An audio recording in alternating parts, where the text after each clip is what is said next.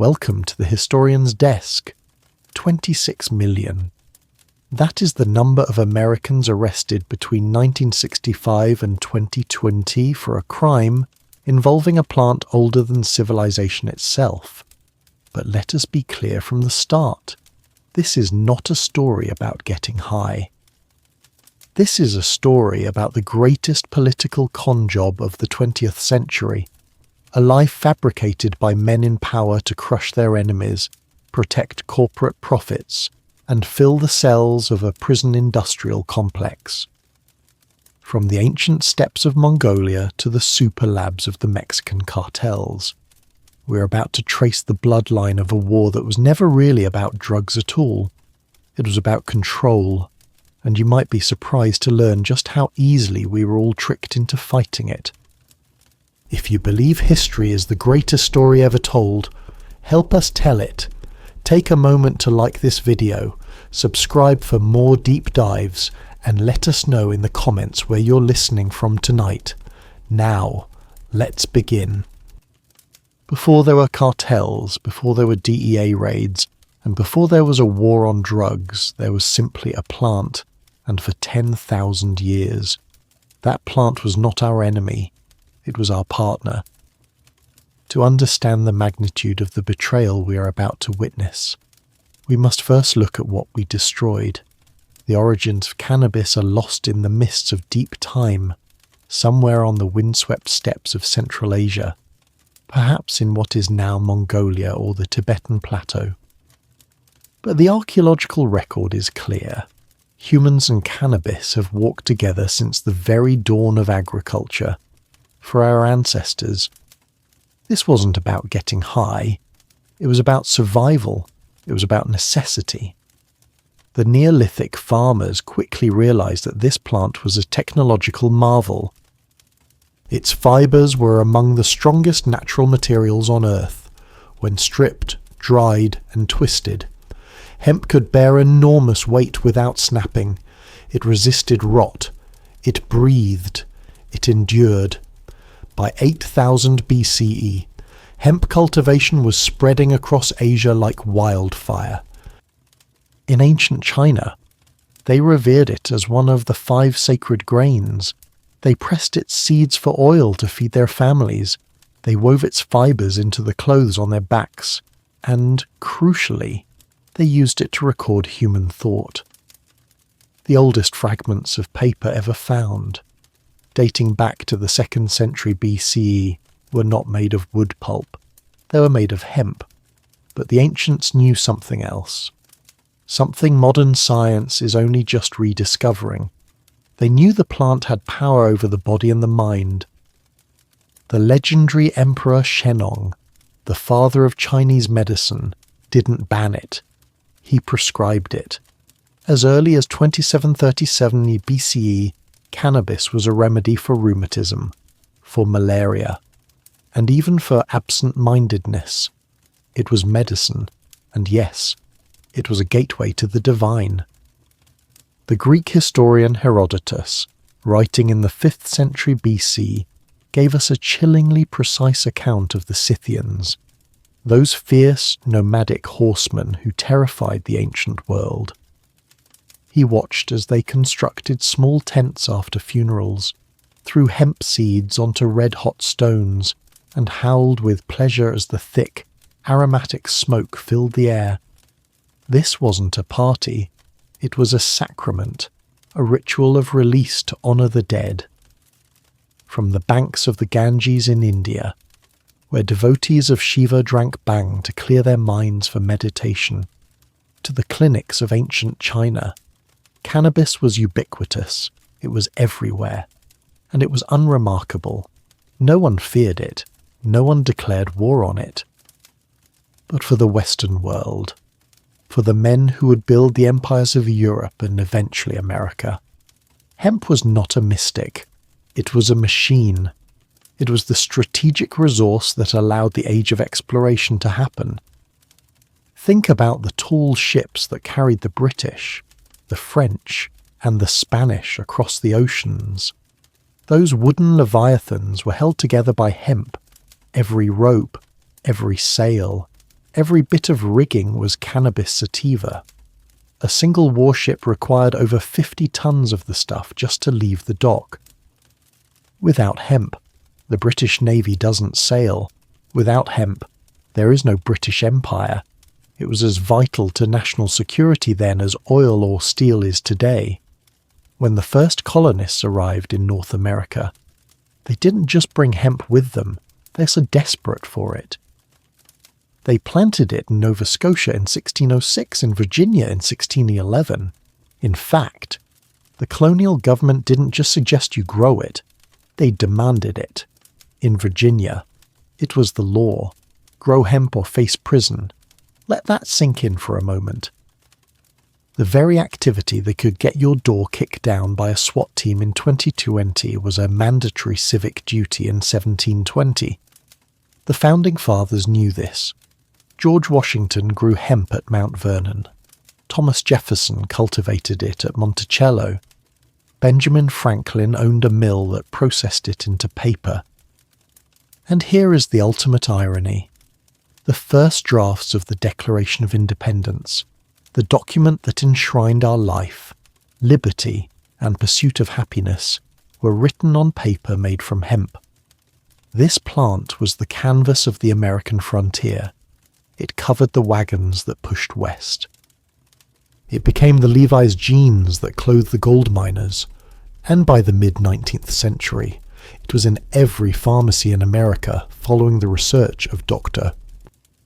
William O'Shaughnessy in the 1830s, who saw its miraculous effects on convulsions and muscle spasms in India. Cannabis tinctures lined the shelves of American drugstores. Companies like Eli Lilly and Park Davis sold it openly. It was listed in the United States Pharmacopoeia as a treatment for migraines, insomnia, and cramps. There was no stigma. There was no reefer madness. It was just medicine. It was just business. It was just normal. So, we have to ask ourselves, how did we get from there to here? How did the crop of George Washington become the assassin of youth?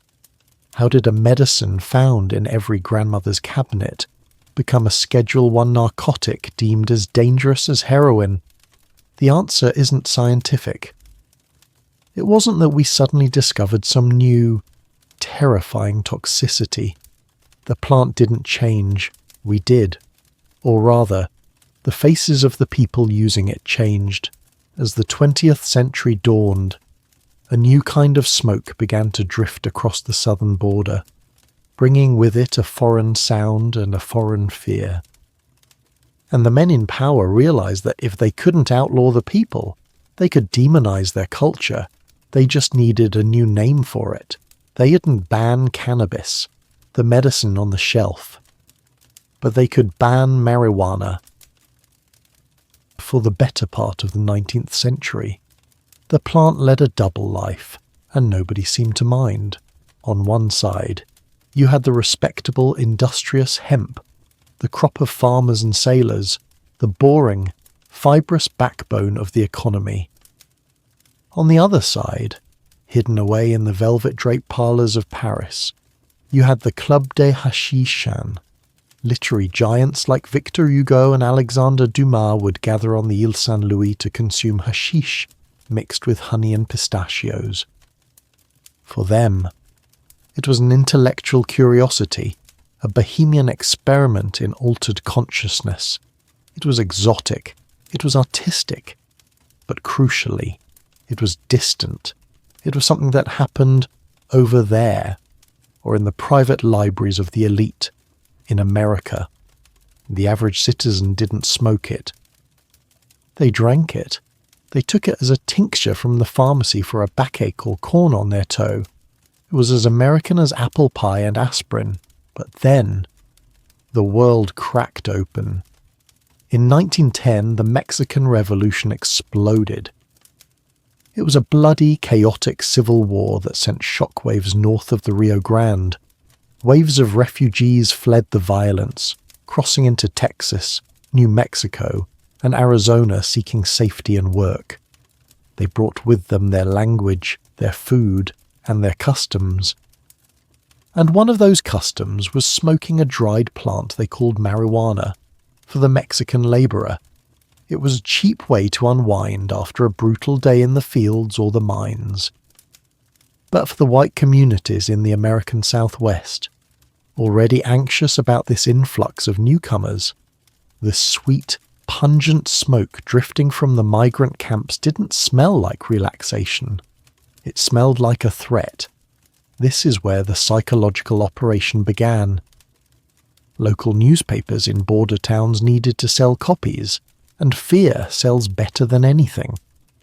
They began running sensational stories linking this killer weed to violence. They claimed it gave the users superhuman strength and an immunity to pain. They painted a picture of marijuana-crazed immigrants prone to bloodlust. Notice what happened here. The newspapers and the local politicians stopped calling it cannabis. Cannabis was the medicine in your cabinet. Cannabis was what your doctor prescribed. No, they used the Mexican word, marijuana. It was a linguistic weapon. By rebranding the plant, they successfully detached it from its medical history and attached it firmly to the identity of the foreigner. They made the plant alien. They made it an invader. El Paso, Texas, passed one of the first city ordinances banning the possession of marijuana in 1914. But let's be honest about the motivation. The city council wasn't reading medical journals. They were looking for a legal pretext to search, detain, and deport Mexican immigrants. The drug was just the excuse. The target was the people. Meanwhile, a second front in this culture war was opening up in the north. The Great Migration was underway. Millions of black Americans were leaving the Jim Crow South for the industrial cities of Chicago, Detroit, and New York. They brought with them the blues, which evolved into jazz, and in the smoky, underground clubs of Harlem and New Orleans, musicians like Louis Armstrong, who affectionately called the drug gauge, found that cannabis helped them improvise. It slowed down time. It let the music flow. But to the conservative establishment, jazz wasn't just music. It was the sound of the jungle. It was savage. And the fact that young white kids, your sons and daughters, were sneaking into these clubs to listen to this devil music terrified the ruling class. The fear wasn't about health. The fear was about race. There were whispers, fanned by yellow journalism, that marijuana would make black men forget their place in society, that it would embolden them, that it would lead to the corruption of white women. So by the late 1920s, the trap was set. In the Southwest, marijuana was the vice of the Mexican invader. In the cities, it was the corruption of the black jazz musician. The stage was perfectly prepared for a moral panic. All that was missing was a leader. Someone who could take these scattered local prejudices and forge them into a national weapon. He was a bureaucrat, a man with a square jaw, a cold stare, and a budget that was about to be cut. He needed a new enemy to justify his paycheck, and he was about to declare war on nature itself. Who was this architect of fear, and how did he convince Congress to ban a plant they had never even heard of? The year was 1930. The Great Depression had America by the throat. Bread lines snaked around city blocks. The stock market was a smoking crater, and the grand experiment of alcohol prohibition was collapsing under the weight of its own failure. In Washington, D.C., inside the Treasury Department, a new bureau was formed, the Federal Bureau of Narcotics, FBN. And to lead it, they appointed a man who had cast a shadow over American law enforcement for the next 3 decades. His name was Harry J. Anslinger. If you saw him in a dimly lit corridor, you'd step out of his way. He was a bull-necked man with a square jaw, bald head, and eyes that seemed to look right through you without seeing a human being. He was a career diplomat, a former prohibition agent, and a man who believed in absolute order. To Harry Anslinger, the world was binary. There were the righteous, and there were the deviants, and his job was to hunt the deviants. But here is the twist that history books often leave out. Harry Anslinger didn't care about marijuana, not at first. In the early days of his tenure, he openly dismissed cannabis as a nuisance. He told his agents to focus on the real drugs, heroin and cocaine. He even went on record saying that the idea of marijuana driving people insane was absurd. So, what changed? Why did the man who called it a nuisance suddenly decide it was the assassin of youth? The answer, as it so often is in Washington, was money. By the mid-1930s, the Depression was deepening. The government was looking to slash budgets. With the end of alcohol prohibition, thousands of federal agents were looking for a reason to exist. Anslinger's new bureau was on the chopping block. He needed a win. He needed a threat so terrifying, so pervasive, that Congress would have no choice but to give him a blank check. Heroin was too rare. Cocaine was a rich man's vice. But marijuana was everywhere. It grew in ditches. It was in the jazz clubs. It was in the migrant camps. It was the perfect enemy. Anslinger realized that to secure his power, he didn't need science. He didn't need doctors. He needed a horror story. He began to compile what became known as the Gore Files. Imagine a detective's desk scattered with gruesome police reports, most of them unverified, many of them completely fabricated. Anslinger scoured the country for any violent crime committed by a person with brown skin and tried to link it to marijuana. He fed these stories to the press like raw meat to starving dogs. He befriended newspaper mogul William Randolph Hearst, who was more than happy to print sensational headlines about marijuana-crazed madmen to sell papers, and perhaps to protect his timber interest from hemp competition. Though Anslinger didn't need a conspiracy to motivate him, he just needed the headlines. The narrative was simple and terrifying. You might think your son is a good boy. You might think your daughter is innocent. But if they take one puff of this killer weed, they will become homicidal monsters instantly, and to prove it. Anslinger found his smoking gun in Tampa, Florida.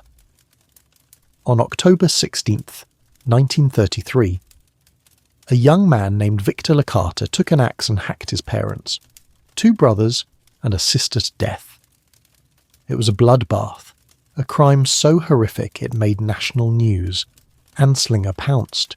He told Congress. He told the press. He told anyone who would listen. This is what marijuana does. He claimed Licata was a normal boy who smoked a marijuana cigarette and was instantly transformed into a beast.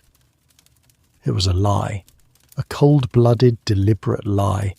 The truth. Victor Licata had a documented history of severe mental illness in his family. The police had tried to commit him to an asylum before the murders because he was suffering from violent psychosis. There was no evidence he was high on marijuana at the time of the killings. Years later, looking at the case files, it was clear Licata was a paranoid schizophrenic who had stopped taking his medication or had simply snapped. But facts didn't matter to Harry Anslinger. The image of the axe murderer was too perfect. He waved the Licata case like a bloody shirt before the American public, and he didn't stop at violence. He went for the darkest, most primal fear of the white American male in the 1930s, the corruption of their women. Anslinger's rhetoric became explicitly, violently racist. He wrote in internal memos and stated in testimony that marijuana caused coloureds to think they were as good as white men. He warned that reefer makes dark-skinned men forget their place. He terrified parents with stories of white college girls attending tea parties with jazz musicians and waking up ruined. Reefer makes darkies think they're as good as white men, he reportedly said. It was ugly, it was hateful, and it was effective. Hollywood jumped on the bandwagon.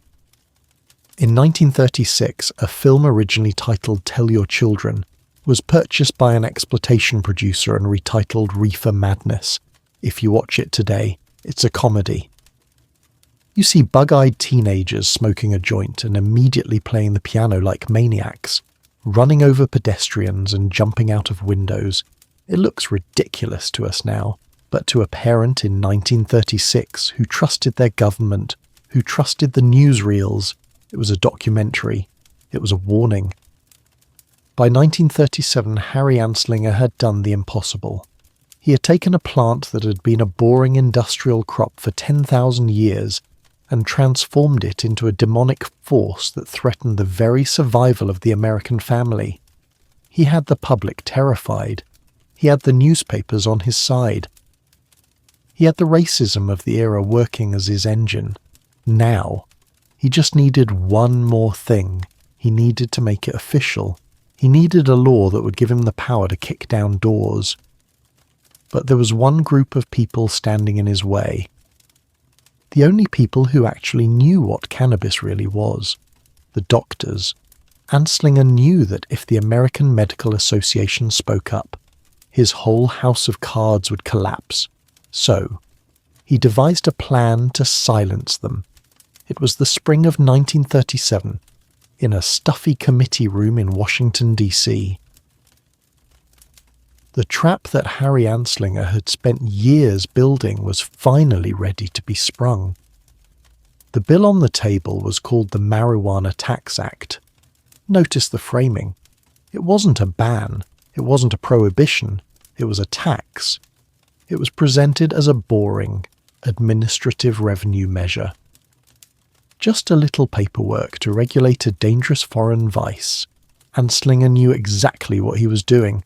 By framing it as a tax bill, he could bypass the usual legal hurdles. He could hand the enforcement power directly to the Treasury Department. And most importantly, he could rush it through Congress before anyone realized what they were actually voting on. The hearings were a masterclass in political theatre. Anslinger brought in his Gore files. He read the lurid letters about axes and insanity. He presented the fabricated statistics. The congressmen, mostly old men who wouldn't know a hemp plant from a hibiscus, sat there in horrified silence, nodding along. But then, the doors opened, and the one man Anslinger feared walked in. Dr. William C. Woodward was the Legislative Counsel for the American Medical Association, AMA. He was a man of science, a man of law, and he was angry. For days. Woodward had been trying to get a copy of the bill. When he finally read it, he realized the magnitude of the deception. He stood before the committee, his voice trembling not with fear, but with indignation. He looked at the congressmen and dropped a bombshell. Marijuana, he explained, was a trick word. He told them, "The medicinal use of cannabis has a history. It is used in medicine to relieve pain, to relieve spasm." He pointed out the obvious. By using the slang term marijuana in the press and in the bill's title, Anslinger had deliberately obscured the fact that they were criminalizing cannabis, a medicine that doctors had been prescribing for a century. Woodward essentially said, "You tricked us. You made us think you were fighting a killer weed from Mexico, when in reality, you're taking a tool out of the doctor's bag." He demanded evidence. Where were the clinical records of this insanity? Where were the studies from the prisons? He said plainly. There is no competent evidence to show that the use of this drug causes the crime and violence you claim. It was a moment of truth, a moment where science stood up to propaganda. and the committee destroyed him for it. They didn't debate his data. They didn't counter his arguments. They attacked his character. One congressman snapped at him, basically telling him that if the AMA was so smart, why hadn't they proposed legislation themselves? They dismissed him as an obstructionist. They told him to sit down and shut up. His testimony, the only medical expertise in the entire room, was ignored completely. But the doctors weren't the only ones betrayed. The industrial hemp farmers, the men who grew the fibre for rope and cordage, were also blindsided. They showed up, hats in hands, arguing that this bill would destroy their livelihood. They argued that hemp was vital for industry, for paper, for textiles. But the fix was in. There is a theory, often debated by historians but widely understood as the shadow truth of this era, that powerful corporate interests were pulling the strings from behind the curtain. The rise of synthetic fibres like nylon produced by giants like DuPont and the dominance of wood pulp paper, the industry of Hearst, meant that hemp was a competitor, a dangerous competitor. If hemp could be cheap and abundant, who needs nylon? Who needs tree pulp? By banning hemp, they weren't just stopping a drug. They were eliminating the competition. Whether it was a conspiracy or just a convenient convergence of interests, the result was the same. The industrial farmers were swept aside just like the doctors. The bill passed. The Marijuana Tax Act of 1937 became law. Now, here is the genius of the trap. The law didn't technically make marijuana illegal. That would have been unconstitutional at the time. Instead, it said, sure, you can have marijuana. You just need to buy a tax stamp, but to buy the stamp, you had to bring the marijuana to the federal office to show it to them. And if you walked into the federal office with marijuana before you had the stamp, you were in possession of an untax-controlled substance, which was a crime. It was a catch-22, a bureaucratic circle of hell designed to entrap anyone who touched the plant. It imposed fees and registration requirements so complex and expensive that compliance was virtually impossible. The ink was barely dry on the president's signature when the steel trap snapped shut on the first victim. His name was Samuel Caldwell. He wasn't a cartel boss. He wasn't a violent maniac. He was an unemployed laborer in Denver, Colorado. On October 5th, 1937, days after the law went into effect, he was arrested for selling a small amount of cannabis at his sentencing. The judge didn't see a man trying to survive the Depression. He saw the monster Anslinger had described. The judge told Caldwell, "I consider marijuana the worst of all narcotics, and it is far more likely to cause people to commit crime than any other drug." Samuel Caldwell was sentenced to 4 years of hard labour in Leavenworth Penitentiary. He died shortly after his release. The war had claimed its first casualty. The deception was complete. A plant that had served humanity for 10 millennia was now contraband. The doctors were silenced. The farmers were shut down. And Harry Anslinger had his new empire. But history has a way of exposing hypocrisy, and just 4 years later, the United States government would find itself in a desperate situation. The world was at war. The supply lines were cut, and suddenly, the men in Washington realized that they had banned the one thing they needed to win. They needed rope, they needed parachutes, they needed the very plant they had just demonized.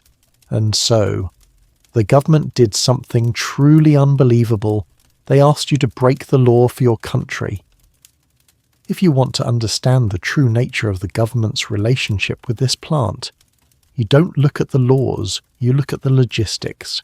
Because in 1941, reality came crashing down on the United States with the force of a Japanese zero.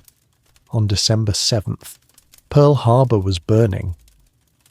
But shortly after, a quieter, more strategic disaster struck. The Japanese Imperial Army seized the Philippines. Why does that matter? Because the Philippines was the world's primary source of Manila hemp, a fibre essential for the construction of rope. And suddenly, the United States Navy, the greatest fighting force on the planet, faced a terrifying realization. They were running out of rope. A modern battleship required over 30,000 pounds of cordage just to operate.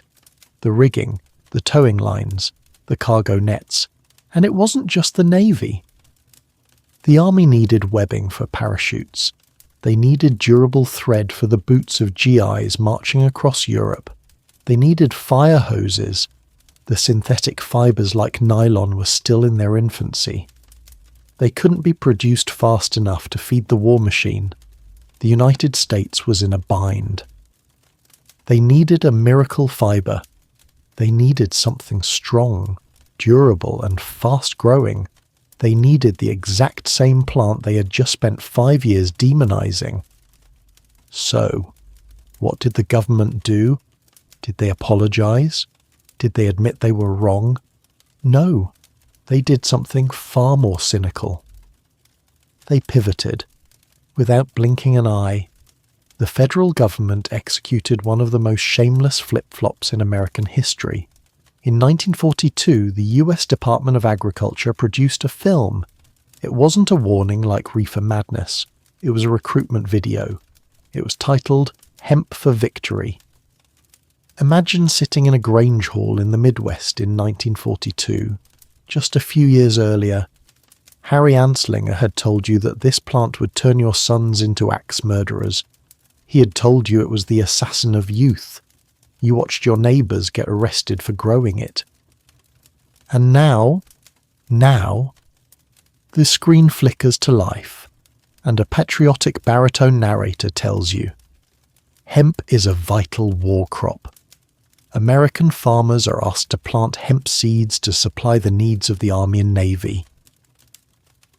The film showed combine harvesters rolling through fields of cannabis sativa in Kentucky and Wisconsin.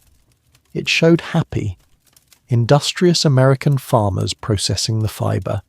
It framed the cultivation of cannabis not as a crime, but as a supreme act of patriotism. If you grew hemp, you were a hero. You were fighting Hitler with every stalk you harvested. They even allowed farmers and their sons to defer the draft if they stayed home to grow it.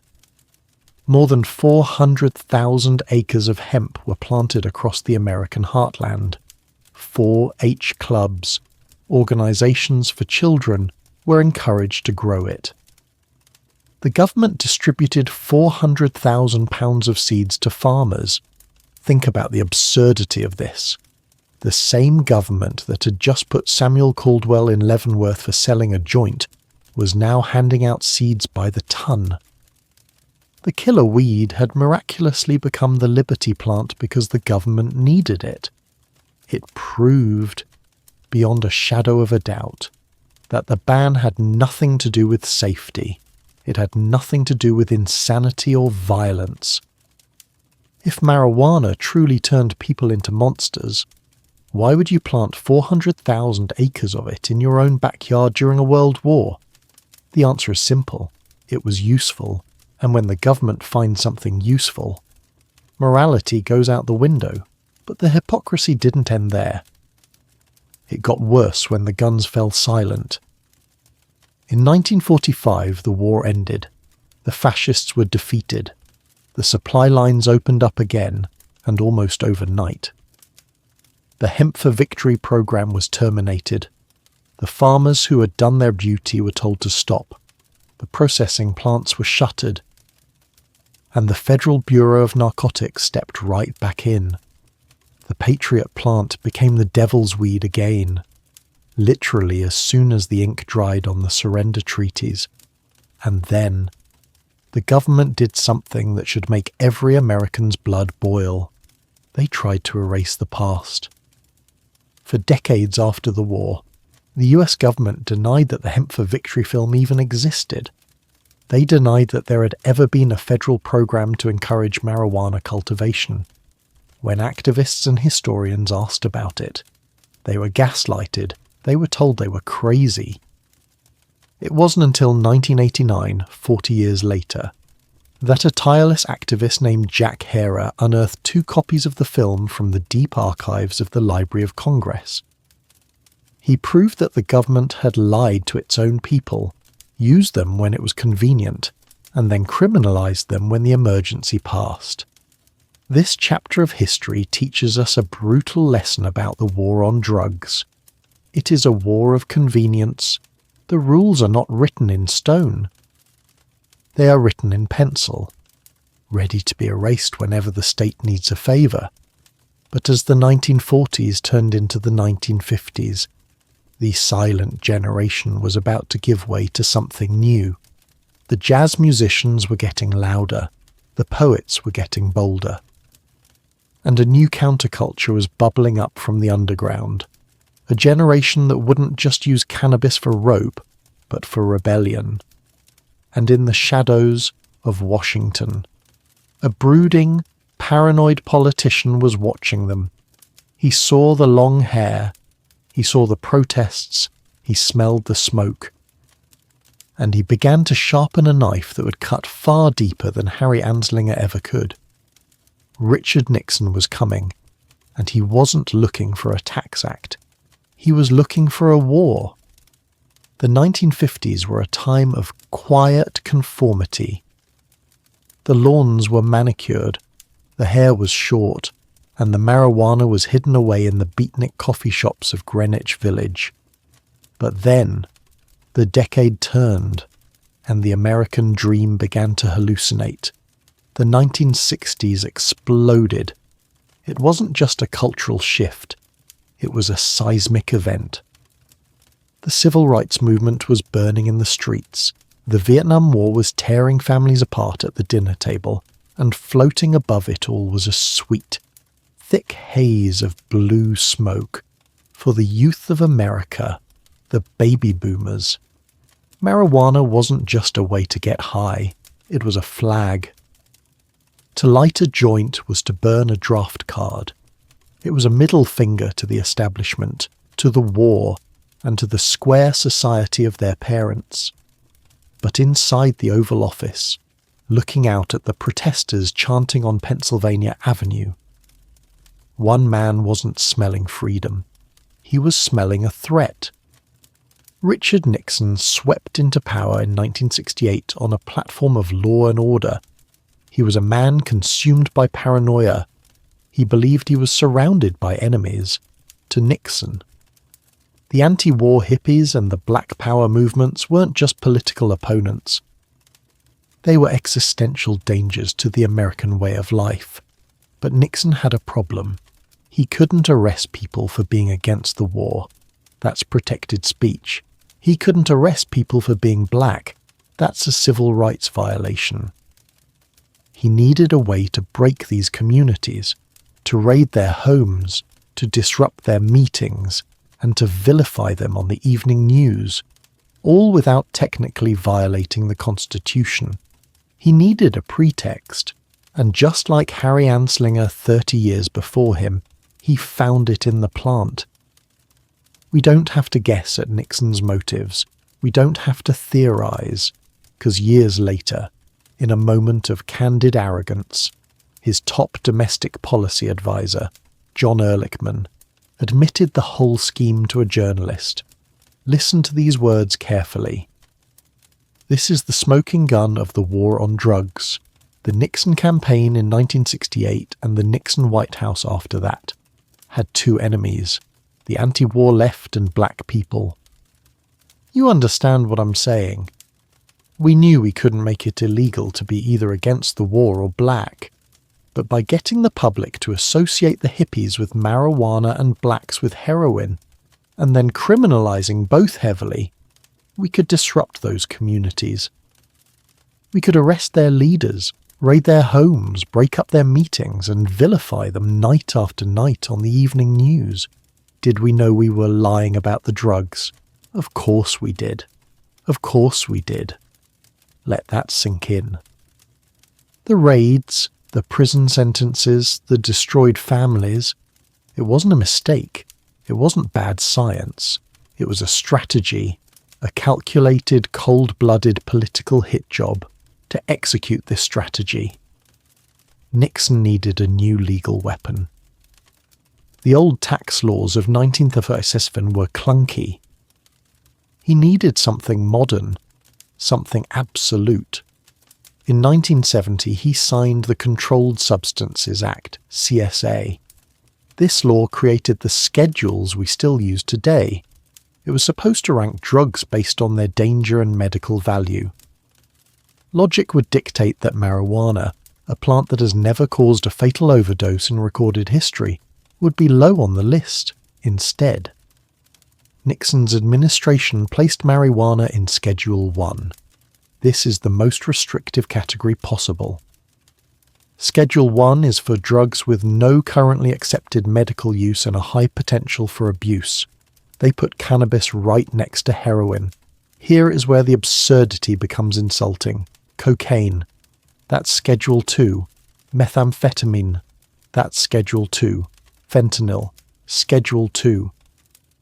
According to the United States government, crystal meth and cocaine are safer and have more medical utility than the plant George Washington grew in his garden. Nixon knew this was scientific garbage. In fact, to keep up appearances, he appointed a commission to study the issue, led by a conservative former governor named Raymond Schaefer. Nixon assumed Schaefer would come back with a report saying, "Yes, Mr. President, weed is the devil." But Schaefer did something unexpected. He did his job. The Schaefer Commission spent 2 years studying the data. They looked at the sociology, the medicine, the crime stats, and in 1972 they delivered a report titled Marijuana, a signal of misunderstanding. Their conclusion: marijuana was largely harmless. They recommended that personal possession be decriminalized immediately. They said the harm caused by the enforcement was far greater than the harm caused by the drug. It was the truth. It was the off-ramp. Nixon could have ended the war right there. Instead, he threw the report in the trash. He famously called Schaefer into his office and berated him. He refused to read it. He buried the findings because the truth didn't serve his political war. The die was cast. In 1973, Nixon created the Drug Enforcement Administration, DEA. He gave them helicopters, body armor, and a mandate to crush the enemy. The political weapon was fully assembled. The target was painted on the backs of the counterculture and minority communities. The machinery of the state was geared up for mass incarceration.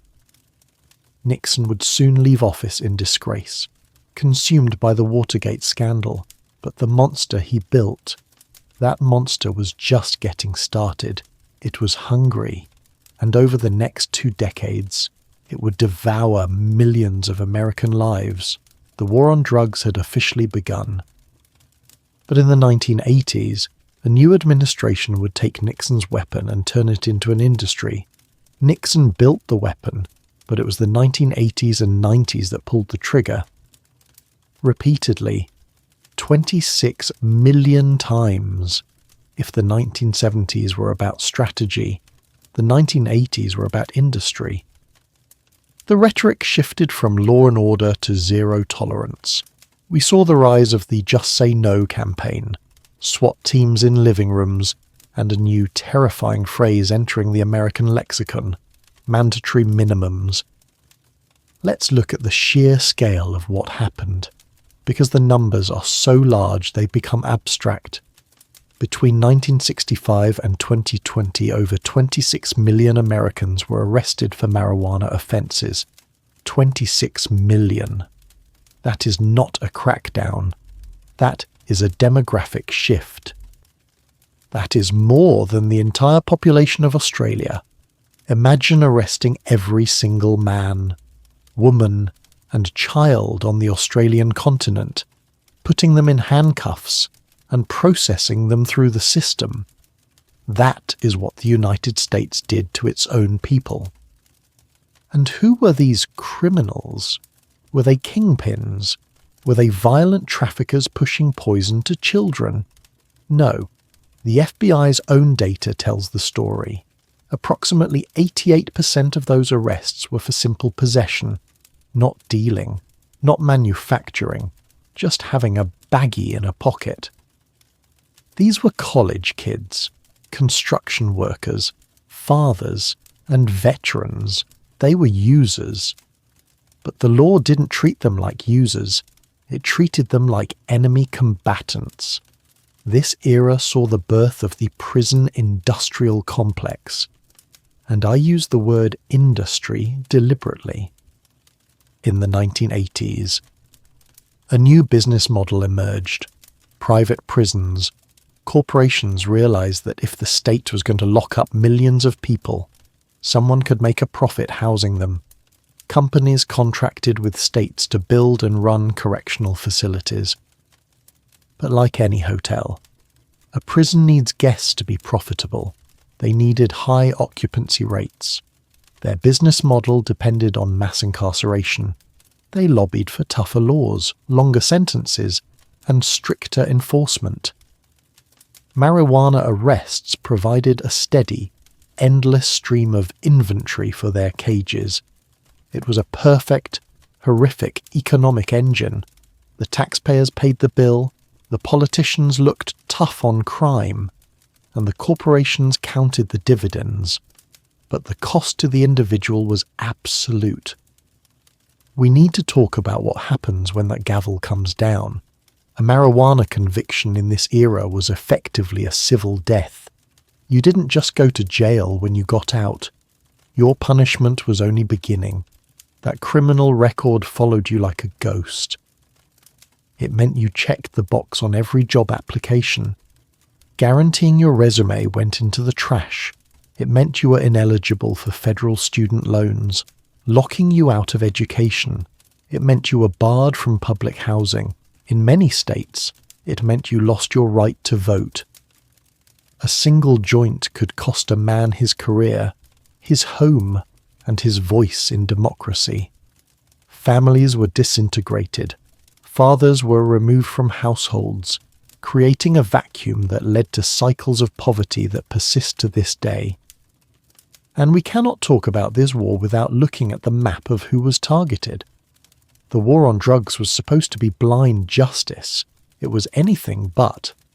Studies consistently show that white people and black people use marijuana at roughly the same rates. Yet, black Americans are nearly 4 times more likely to be arrested for possession, in some places. The disparity is mathematical insanity. In Montana, for example, black people are nearly 10 times more likely to be arrested for marijuana than white people. Despite making up less than 1% of the state's population, this wasn't an accident. This was the feature, not the bug. Police departments, incentivized by federal grants and asset forfeiture laws, which allowed them to seize cash and cars suspected of being involved in drug crimes, went for the low-hanging fruit. It was easier to stop and frisk young men in poor neighborhoods than to investigate complex crimes. Marijuana became the pretext of the militarization of our streets. It justified no-knock raids. It justified stopping citizens walking down the street. It justified the erosion of the Fourth Amendment. And while American police were busy kicking down doors for an ounce of pot, while American taxpayers were spending billions to warehouse non-violent offenders, a different kind of monster was growing in the shadows. Because here is the iron law of economics. Prohibition does not stop demand. It never has. It didn't work for alcohol in the 1920s. And it didn't work for marijuana in the 1980s. All prohibition does is remove the regulations, remove the taxes, and hand the entire market over to criminals. By shutting down the legal avenues, by arresting the small-time growers and the users, The United States government created a vacuum, and nature abhors a vacuum. Across the southern border, ruthless organizations were watching. They saw a market worth billions of dollars, and they saw a US government that had effectively cleared the competition for them. We thought we were fighting a war on drugs. In reality, we were just clearing the field for the most violent criminal organizations in human history. There is a law of physics that applies to economics: action and reaction. When you squeeze a balloon in one place, it doesn't get smaller, it bulges somewhere else. In the 1980s, the United States government decided to squeeze. They launched massive paramilitary operations like the Campaign Against Marijuana Planting, Hemp, in California. Helicopters with thermal imaging swept over the Emerald Triangle. Heavily armed agents in camouflage rappelled into national forests to cut down hidden plots of cannabis. They slashed and burned millions of plants. They arrested the hippies and the back-to-the-landers. They patted themselves on the back and declared victory. But they forgot the one rule that Harry Anslinger never understood. You cannot bomb a market out of existence. Americans still wanted marijuana. The demand hadn't dropped by a single ounce. So, when the domestic supply was cut off, who stepped in to fill the void? Enter the cartels before the 1980s. Mexican organized crime was largely a transport service for Colombian cocaine. Marijuana was a side hustle, but when the US government smashed the domestic growers, the Mexican syndicates saw the opportunity of a lifetime. Groups like the Sinaloa, the Gulf, and the Juarez cartels didn't just plant a few acres, they industrialized the process. Deep in the Sierra Madre Mountains, far beyond the reach of the law, they carved out plantations the size of small cities. These weren't the love gardens of the California counterculture. These were military-grade operations. Thousands of acres of green gold, irrigated by stolen water, tended by campesinos working at gunpoint, and guarded by private armies carrying AK-47s. The cartels applied a ruthless corporate strategy known as vertical integration. They didn't just grow it, they processed it. They smuggled it. They distributed it. They controlled the product from the soil in Sinaloa to the street corner in Chicago. And because prohibition kept the market unregulated and illegal, disputes weren't settled in courtrooms. They're settled with lead and acid. The war on drugs transformed marijuana from a localized agricultural product into the fuel for a conflict that would rival actual civil wars in its brutality. The violence that erupted was medieval. As rival cartels fought for control of the smuggling corridors, the plazas, into the United States. They unleashed a wave of terror that turned Mexico into a slaughterhouse. Between 2006 and 2020, over 300,000 people were murdered in Mexico's drug war. 300,000. That is more than the combat deaths in many conventional wars.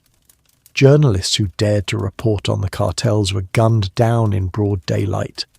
Police chiefs were sent their own heads in boxes. Politicians were assassinated mid-speech. Mass graves were discovered containing hundreds of bodies. Some victims were dissolved in barrels of acid to erase the evidence. And what was fueling this inferno? Profits. A significant portion of that blood money came from marijuana, before legalization began to take hold in the US. Cannabis was the cash cow that allowed the cartels to buy the anti-aircraft guns, the armored vehicles, and the bribes that made them untouchable. Here is the bitterest pill to swallow. Prohibition was the cartel's best friend by keeping marijuana illegal. The US. Government guaranteed that the market remained exclusively in the hands of violent criminals. Every raid in California, every arrest in Texas, simply drove up the price and increased the profit margin for the men in Sinaloa. We weren't fighting the cartels, we were subsidizing them. We created a system where the only people allowed to get rich from this plant were the most ruthless people on earth by the 2000s. Entire regions of Mexico were effectively narco-states, where the government had no power. The violence spilled across the border, kidnappings in Phoenix, shootouts in San Diego.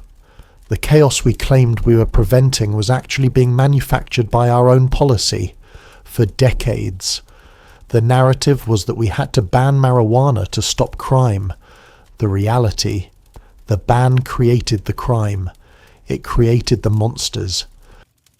But while the generals of the drug war were busy fighting this losing battle, while the bodies were piling up in the desert, a different kind of resistance was forming. It didn't start in a boardroom. It didn't start in a cartel bunker. It started in a hospital ward in San Francisco. It started with a group of men who were dying, and who realized that the government's laws meant nothing when you have weeks to live. They discovered that this demon weed was the only thing that gave them peace, and their fight for dignity would crack the foundation of the entire war. The soldiers were dying, but the patients were about to start a revolution, while the cartels were turning Mexico into a war zone and the DEA was kicking down doors in the Midwest.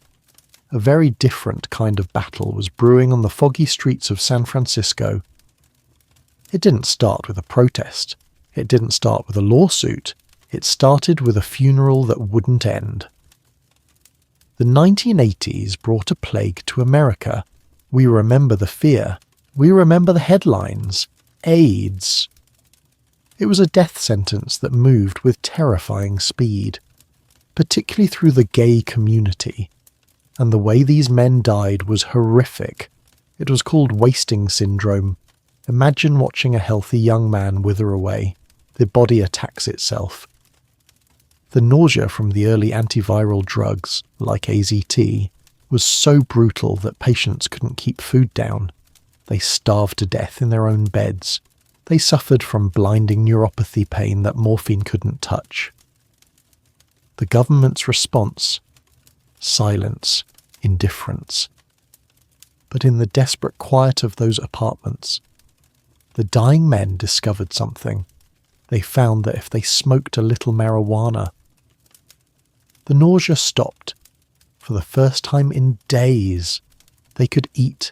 The pain receded. They could sleep. It didn't cure the virus, but it gave them something almost as valuable: dignity. It gave them a few more months of life. The establishment, the politicians and the scientists said this was impossible. Remember, Schedule 1 says no accepted medical use. According to the federal government, what these men were experiencing was a hallucination. But you cannot argue with a man who is dying. Enter Dennis Peron.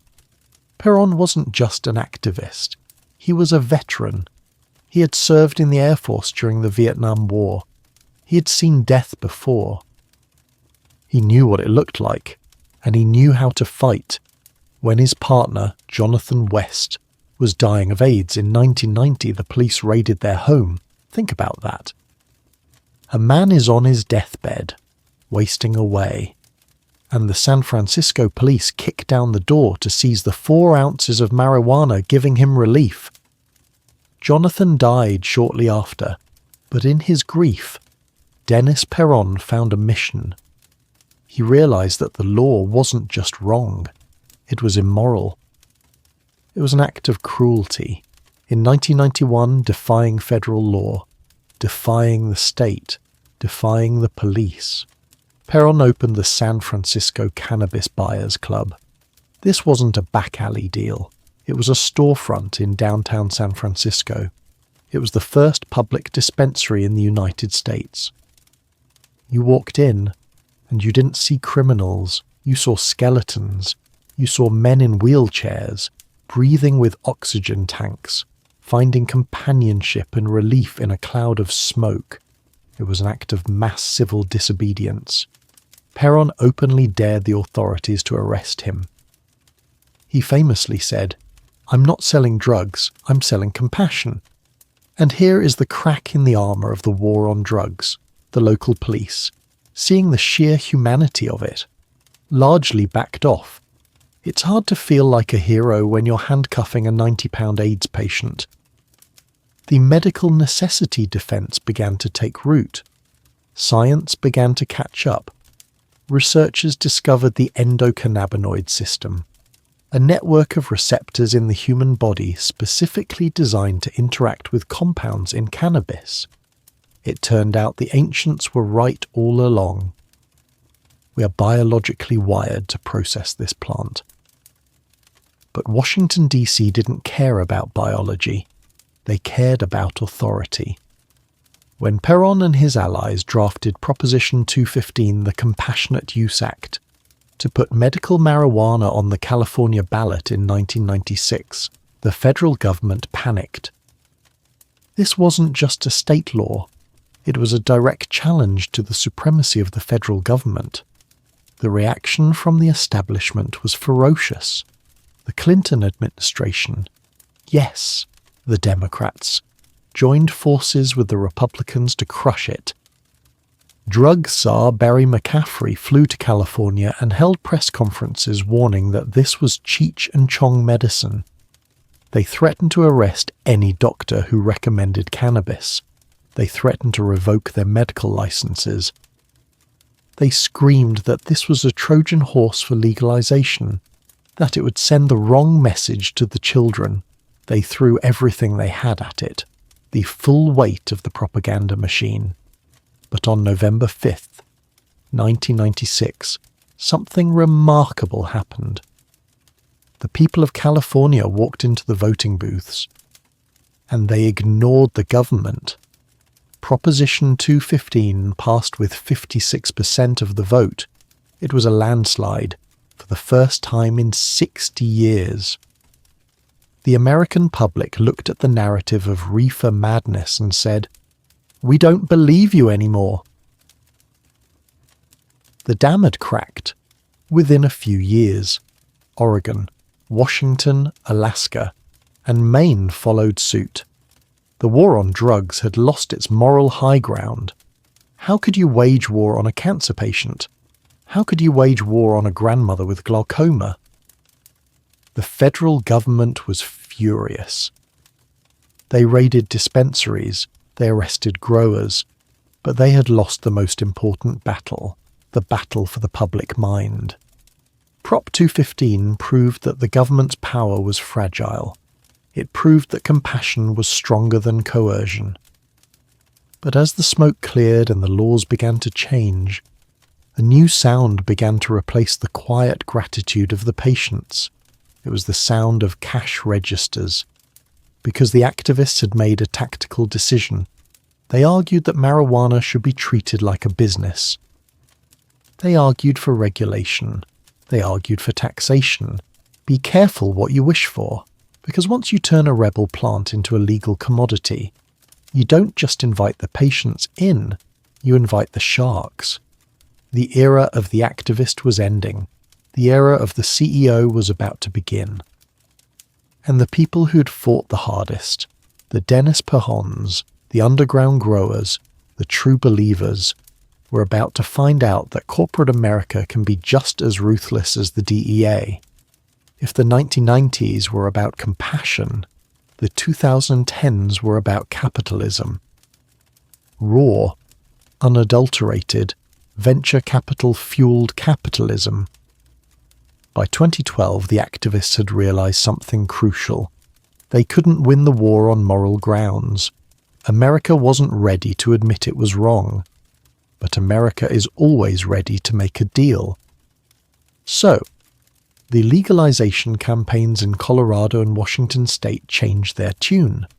They stopped talking about peace and love. They stopped talking about expanding consciousness. They put on suits. They hired lobbyists. and they started talking about the one thing that Republicans and Democrats both understand: tax revenue. The pitch was brutally pragmatic. Prohibition has failed. It costs us billions. The cartels are getting rich. Why don't we take that money, regulate the product like alcohol, and pave our roads with the tax dollars? It worked. On November 6th, 2012, voters in Colorado and Washington did the unthinkable. They legalized recreational marijuana for adults. The federal government stood at a crossroads. Under the Controlled Substances Act, the DA could have rolled tanks into Denver. They could have raided every shop, arrested every state official, and burned the industry to the ground. Technically, federal law supersedes state law. But President Obama and his Justice Department blinked. In 2013, they issued the Cole Memorandum. It was a piece of paper that effectively said, as long as you keep it in your state and keep it away from kids, we will look the other way. That was the signal Wall Street was waiting for. The green rush was on. Overnight. The stigma evaporated. Or rather, it was purchased. The same plant that got you a prison sentence in 1995 could get you an IPO in 2015. Dispensaries popped up that looked like Apple stores. Sleek, minimalist glass counters, iPads, knowledgeable bud tenders discussing terpene profiles like sommeliers discussing a fine Bordeaux. You didn't buy a dime bag in a parking lot anymore. You bought artisanal edibles and vape cartridges with your credit card. Or at least, you tried to. We'll get to that in a minute. By 2023, legal cannabis sales in the United States surged past $30 billion. That is bigger than the craft beer industry. It is bigger than the opioid painkiller market. Celebrities who had once been pariahs for their drug use became tycoons. Snoop Dogg, Willie Nelson, Mike Tyson. They all launched brands. The plant was no longer counterculture. It was a commodity. It was bought and sold on the stock exchange. But scratch the surface of this gleaming new industry, and you find a system that is rigged, messy, and deeply hypocritical. First, let's talk about the money. The government loves the tax revenue. Colorado alone has collected over $2 billion since legalization. But here is the catch. Because marijuana is still Schedule 1 federally, these businesses are trapped in a financial nightmare. Banks are terrified to touch them. If a bank takes money from a dispensary, federal regulators can charge them with money laundering. So, we have a $30 billion industry that operates largely in cash. Imagine a business that brings in $500,000 a month, all in $20 bills. They have to pay their employees in cash. They have to pay their rent in cash. They have to hire armored trucks just to pay their taxes. It makes them sitting ducks for armed robbery. And then there is the IRS. There is a tax code provision called Section 280E. It was originally written to stop cocaine traffickers from deducting speedboats as business expenses, but today, it applies to legal marijuana businesses. It says that if you traffic in a controlled substance, you cannot deduct standard business expenses like rent, payroll, or utilities. Think about that. A normal business pays tax on its profit. A marijuana business pays tax on its gross revenue minus the cost of goods. Their effective tax rate can be 70% or higher. The government is essentially saying, we will let you exist, but we will bleed you dry. We will take the money, but we will still treat you like a criminal. This economic pressure has a consequence. It kills the little guy. The dream of legalization was that the small farmers, the people in the Emerald Triangle of California, who risked their freedom for decades to keep the genetics alive, would finally be able to come out of the shadows and run legitimate family farms. That didn't happen. The cost of entry is too high. The license fees, the security systems, the compliance software, the crushing taxes. It requires millions of dollars in capital. The old-school growers couldn't compete. Instead, the market is being devoured by multi-state operators, MSOs. These are massive corporations, often funded by private equity. Some even run by the very politicians who used to oppose marijuana. They are the big tobacco of weed. Companies like Curaleaf and Green Thumb Industries are building massive industrial grow operations that churn out product at a scale no family farm can match. It is the Walmartization of weed. The craft culture is being crushed by corporate efficiency. The soul of the movement is being traded for market share. So yes, you can walk into a store and buy a joint without going to jail, and that is progress. That is freedom. But let's look at who owns that store. Chances are, it's a white man with an MBA who never spent a day in a cell. And meanwhile, in the state penitentiary a few miles down the road, there is a man sitting in a 6x8 cell. He has been there for 10 years. His crime: selling the exact same plant that is now being sold on the stock market. This is the new injustice. The Green Rush created a paradox. The plant is legal, but the people who pioneered it are either bankrupt or incarcerated. We have built $1 billion penthouse on top of a prison, and the people in the basement are still waiting for the elevator.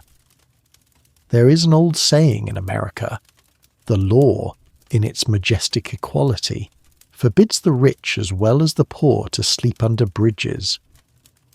We're watching this cynicism play out in real time within the marijuana industry.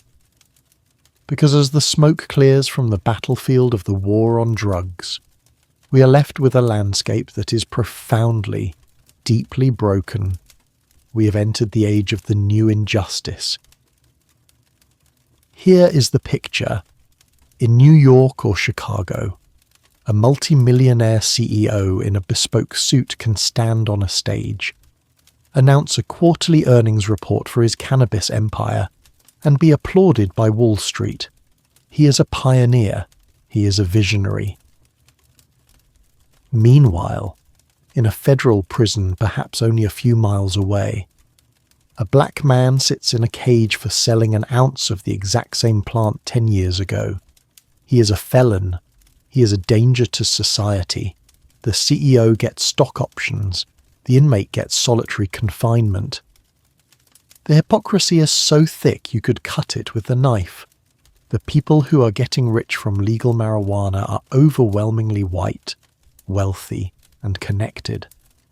The people who are destroyed by the prohibition of marijuana are overwhelmingly black, brown, and poor.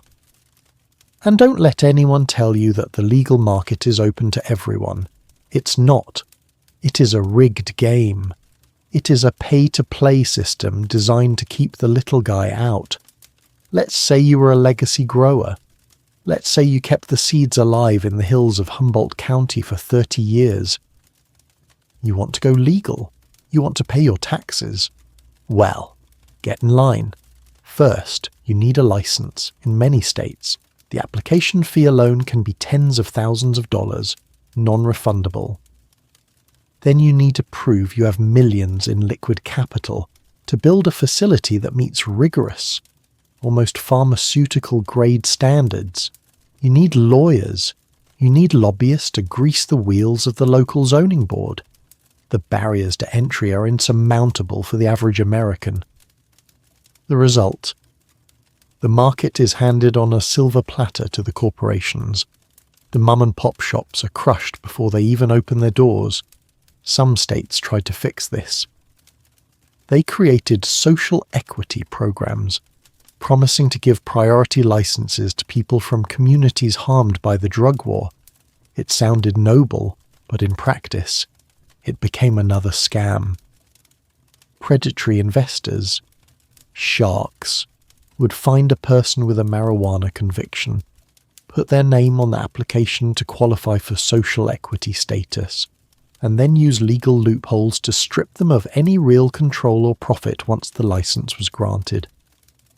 It was essentially identity theft with a corporate smile, and while the boardroom battles rage over market share, the prisons are still full. In states where marijuana is now legal, there are still thousands of people sitting behind bars for marijuana offences. Think about the madness of that. The state has admitted the law was wrong. The state is now profiting from the activity. And yet, the state refuses to open the cell doors. Expungement, the clearing of criminal records, is a bureaucratic nightmare. Some states have made it automatic, but in others, the burden is on the individual. You have to hire a lawyer, file petitions, and navigate a maze of red tape just to get your life back. Most people don't have the money or the knowledge to do it. So, the record stays. And let's be very clear, the war on drugs is not history, it is current events. If you live in Colorado, the war is over, but if you live in Texas, or Idaho, or Georgia, the war is raging. In 2020, the same year, essential workers were hailed as heroes. American police arrested over 350,000 people for marijuana offences. That is one arrest every 90 seconds. And the vast majority of those arrests, 9 out of 10, were for simple possession, not trafficking, not running a cartel, just having a plant in your pocket. So when we talk about legalization, we have to ask, legal for whom? Is it legal for the suburban dad who wants to eat a gummy on the weekend? Yes. Is it legal for the kid in the inner city who gets stopped and frisked? No. The drug war destroyed the trust between law enforcement and the community. It militarized our police. It justified the erosion of our civil liberties. And now, the peace is just a transfer of wealth from the victims to the victors. We are building new industry on a foundation of unresolved grief. We're celebrating the harvest without acknowledging the bodies buried in the field. This brings us to the final question. The question that hangs over every dispensary, every legislative bill, and every prison cell. We know the history, we know the lies, we know the cost. The plant has won. It survived the prohibition. But have we survived the victory? So, here we stand, at the end of a century-long war that was waged against a weed. We have travelled from the ancient steppes of Mongolia, where this plant was a partner to our survival, to the smoky jazz clubs of Harlem, to the blood-soaked mountains of Mexico, and finally, to the neon-lit dispensaries of modern America. It is a story that feels exhausted. If there is a lesson to be found in the wreckage of these last 100 years, perhaps it is this: you cannot legislate morality, and you cannot bomb a market. The war on drugs was the longest, most expensive, and most destructive social experiment in American history. It was sold to us as a shield to protect our families. In reality, it was a sword used to attack our neighbours. We let fear dictate our laws. We let politicians like Harry Anslinger and Richard Nixon manipulate our patriotism to build a prison state. We spent trillions of dollars and arrested 26 million people, only to end up exactly where we started, with a plant that grows where it wants, used by people who want to use it. The only difference is the body count. Today, the plant is winning. It is legal in more places than not. The stock market has embraced it. The stigma is fading. But let's not mistake profit for justice. The scars of prohibition don't vanish just because a CEO rings the opening bell on Wall Street. The criminal records are still there. The families are still broken. And the precedent that the government has the right to kick down your door over a plant is a weapon that is merely sleeping, not destroyed. History teaches us that power never gives up control willingly. It just changes the mechanism. Yesterday, it was the nightstick. Today, it is the license fee. The sun sets on the high Andes. Where those first farmers planted these seeds 10,000 years ago, the plant is still there. It doesn't care about our laws. It doesn't care about our politics. It simply grows, reaches for the light, and endures. It survived the kings. It survived the empires. And it survived the United States government. The plant is just a plant. The problem was always us. If this story made you angry, or if it made you think, then we have done our job. History isn't just about the past. It's the map to the future. If you want to keep exploring the darker corners of that map with us, make sure you are subscribed to the Historian's Desk. Share this video with someone who needs to hear the truth, and tell us in the comments. Do you believe the war on drugs is truly over, or has it just changed disguise? Thank you for watching, and remember, question the narrative.